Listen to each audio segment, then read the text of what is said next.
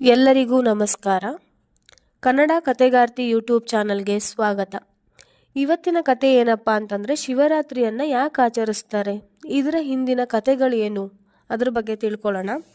ಮಹಾಶಿವರಾತ್ರಿಯನ್ನು ಮಾಘ ಬಹುಳ ಚತುರ್ದಶಿಯ ರಾತ್ರಿ ಆಚರಿಸುತ್ತಾರೆ.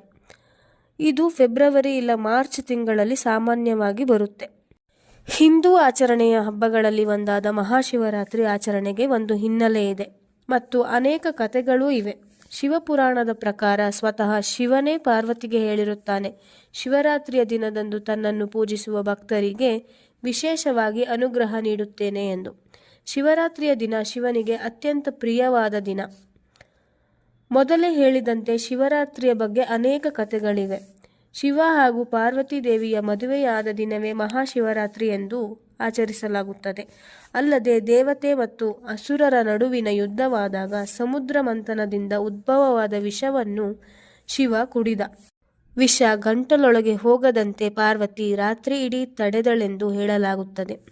ಮತ್ತೊಂದು ಕತೆ ಏನೆಂದರೆ, ಭಗೀರಥನ ತಪಸ್ಸಿಗೆ ಮೆಚ್ಚಿ ಭೂಮಿಗೆ ಇಳಿದು ಬಂದ ಗಂಗೆಯನ್ನು ಶಿವ ತನ್ನ ಜಟೆಯಲ್ಲಿ ಹಿಡಿದು ನಿಲ್ಲಿಸಿದ್ದ.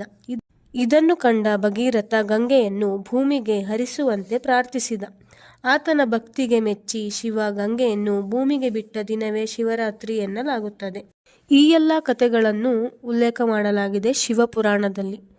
ಹಾಗಾಗಿ ಶಿವರಾತ್ರಿ ತುಂಬ ವಿಶೇಷಕರವಾದ ಒಂದು ಹಬ್ಬವಾಗಿದೆ. ಧನ್ಯವಾದಗಳು. ಹರ ಹರ ಮಹಾದೇವ.